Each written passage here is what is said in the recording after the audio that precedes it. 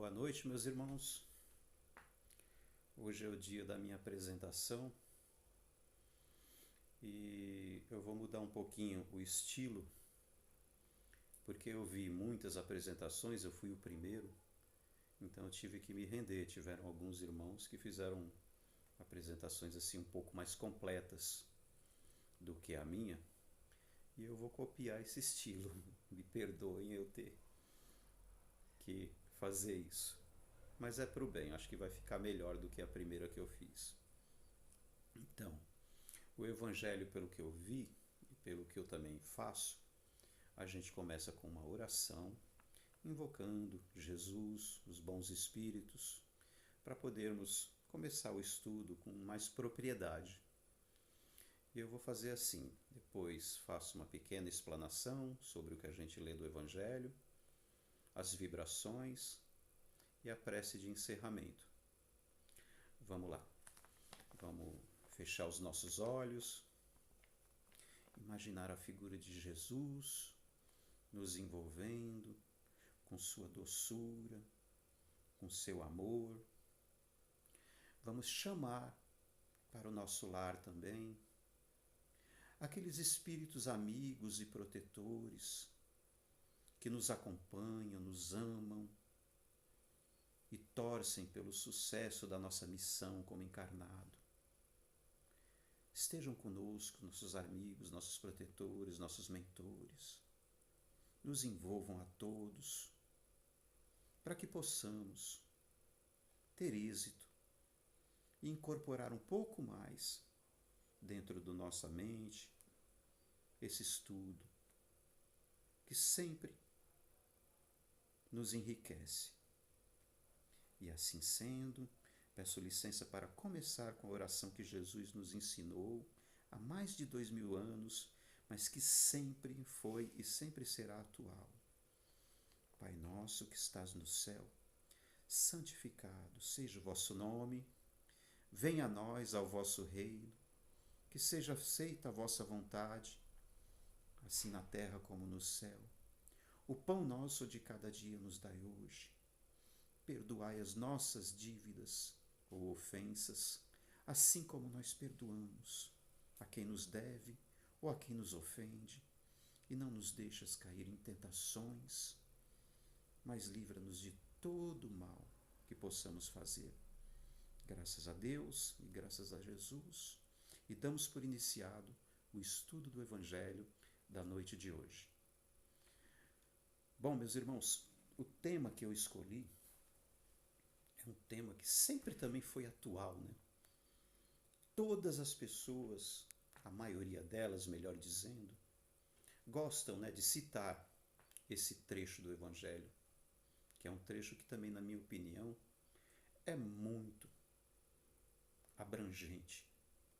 E Jesus, evidentemente, em sua infinita sabedoria, com poucas palavras, sempre disse muito. E vamos lá. Em João, capítulo 8, versículo 32, nós vamos achar a afirmação de Jesus: conhecereis a verdade e a verdade vos libertará. Vou repetir: conhecereis a verdade e a verdade vos libertará.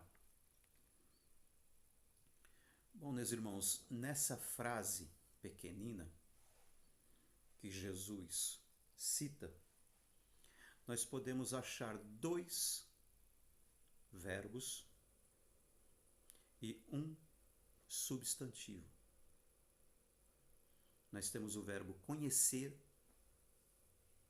o verbo libertar e o substantivo verdade. Conhecimento. Conhecer vem de conhecimento. O antônimo de conhecimento é desconhecimento.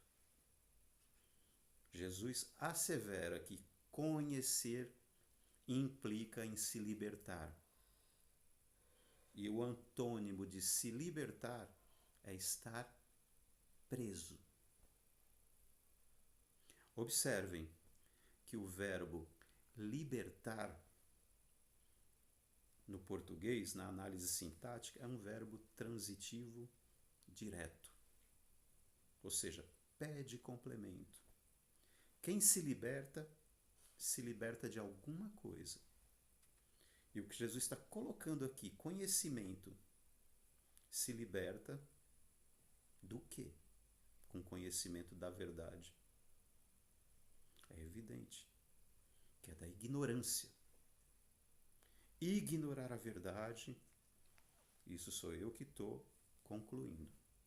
Ignorar a verdade, segundo o que eu acho, nessa afirmativa de Jesus, é se prender à ignorância. Isso, sob o meu ponto de vista, sob o meu aspecto de analisar essa pequenina frase, é muito perigoso nós estarmos presos à ignorância. Nós podemos afirmar o seguinte, baseado nessa frase: coisas são conhecidas. A gente não ignora tudo na vida. Mas, outro lado, é verdade também. Coisas estão desconhecidas. E é aí que mora o perigo. Desconhecer e ignorar pode induzir a pessoa à dúvida. E em dúvida, com incerteza, as tomadas de decisões tendem a serem incertas. Em tomar uma decisão importante com incerteza, a probabilidade de errarmos é muito grande. E existem decisões que nós tomamos em nossas vidas que são capitais, de fundamental importância. E é necessário, meus irmãos, que nós conheçamos a verdade para que as decisões que nós tomemos em todos os graus de nossa vida impactem em equilíbrio e harmonia. É por isso que Jesus, conheçam as coisas, para que vocês não se enganem e para que não tomem decisões que vão fazer pessoas chorarem, se entristecerem. Isso se volte contra nós mesmos. Pois bem, partindo disso, nós sabemos que somos pessoas que convivemos em grupo. Nós temos necessidade de conviver com outras pessoas. E em conviver em grupo é natural, muito natural. Não é desejável, mas é natural termos conflitos. E esses conflitos, meus irmãos, na minha opinião, advêm de ignorar as verdades. Mas aí vem a pergunta: que verdade? Como nós fazemos para podermos aprender o que é verdade?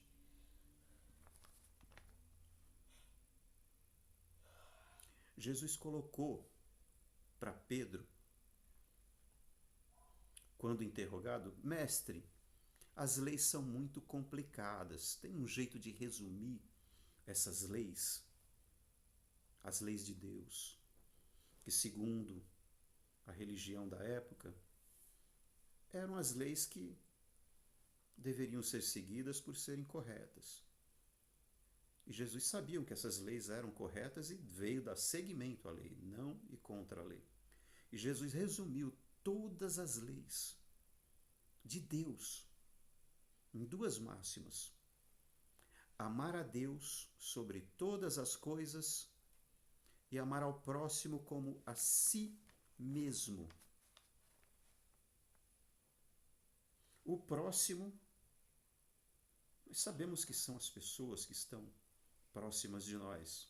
Inclusive nós também somos o próximo do próximo. Os próximos nós conhecemos. São seres como nós. Mas é amar a Deus. Quem é Deus? O que é Deus? Essa foi a pergunta que o Kardec, inclusive, fez para os espíritos de luz. E a resposta: vocês não têm vocabulário, nem inteligência, nem sentidos desenvolvidos para poder aprender Deus em toda a sua plenitude. Nós sabemos, meus irmãos, que uma ameba, ela só tem um sentido desenvolvido, que é o tato. Uma ameba nunca vai saber o que é o gosto de alguma coisa. Ela nunca vai saber o sentido das cores. A ameba não vai saber o sentido do som.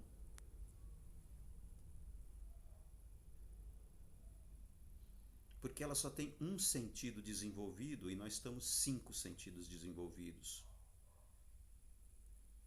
E estamos desenvolvendo um 6º sentido agora, que é a mediunidade. O entendimento que uma ameba tem de Deus é muito menor do que o entendimento que nós, os seres humanos, temos de Deus. Eu li um livro de Camille Flammarion. Eu peguei quando eu era jovem, eu ia muito na Federação Espírita de São Paulo, pegava livro na biblioteca, lia, depois devolvia. Esse livro do Camille Flammarion, não me lembro o nome, eu li só uma vez e devolvi, não me recordo. Mas ele saiu numa viagem astral com o mentor dele e visitou alguns mundos. E colocou no livro, né, as características de cada mundo, os mundos primitivos, de expiação e prova, como o nosso, os de regeneração e os felizes. Eu acho que nos angelicais ele não teve possibilidade de entrar.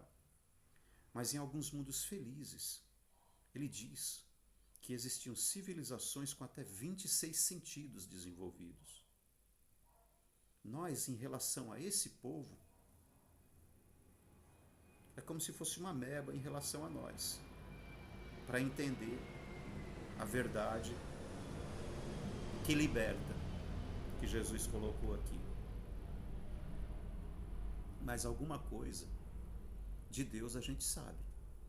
E a gente pode partir daí para poder galgar mais um degrau. Que é assim, a gente precisa ser humilde. Nós sabemos pouco. Mas a partir do pouco, nós podemos galgar degrau a degrau. O ruim é quando a gente pensa que sabe muito, sabendo pouco. Aí não tem como a gente desenvolver, porque a gente já sabe, pensa que sabe muito e estaciona. E o que nós conhecemos de Deus? Os principais atributos que nós conhecemos de Deus. O primeiro, ele é único. O segundo, onipotente, ele pode tudo. O terceiro, Deus sabe de tudo. É onisciente. O quarto, é onipresente. Está em tudo. E, finalmente, carrega consigo leis eternas, imutáveis e perfeitas.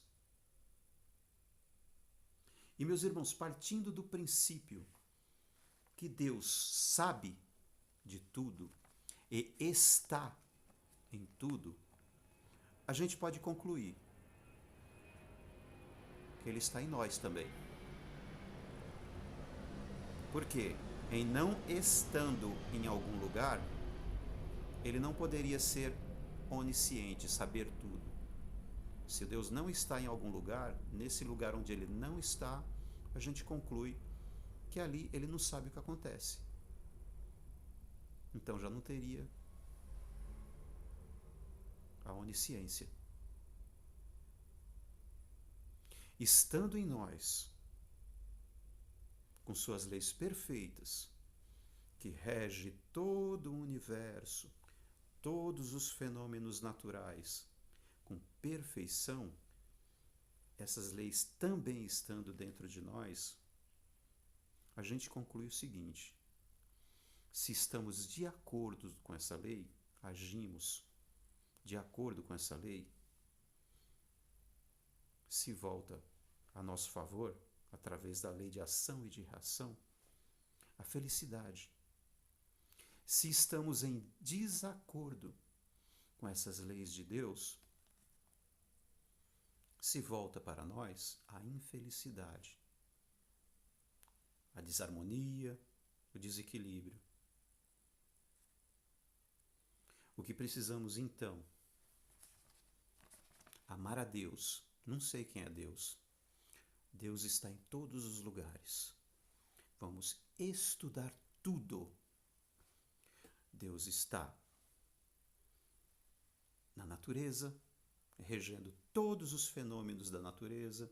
Então nós temos de conhecer a geologia, a biologia, o espaço, o micro e o macrocosmo. Quanto mais coisas nós conhecermos fora, mais estamos ampliando o conhecimento que temos de Deus, porque Ele está em todos os lugares. E como está dentro de nós também, quanto mais nós conhecermos o nosso interior, mais enriquecidos nós estaremos de Deus. Portanto, vamos começar a conhecer a verdade que nos libertará, fora e dentro. E o segundo mandamento de Deus, como ele diz, amar ao próximo. Amar a Deus significa conhecer as coisas, na minha opinião. E amar ao próximo significa desenvolver a nossa bondade. É só para isso que nós estamos aqui, meus irmãos. Para desenvolver a nossa inteligência acerca de tudo, dentro de nós e fora, e para desenvolver a nossa bondade. Termino aqui a explanação, que acho que foi um pouco comprida, e vamos fazer a oração de encerramento com o Pai Nosso. Pai nosso que estás no céu, santificado seja o vosso nome. Venha a nós o vosso reino, seja feita a vossa vontade, assim na terra como no céu. O pão nosso de cada dia nos dai hoje. Perdoai as nossas ofensas, assim como nós perdoamos a quem nos tem ofendido. E não nos deixeis nunca cair em tentações, mas livrai-nos de todo mal. Que assim seja, graças a Deus. Fiquem com Deus, meus irmãos.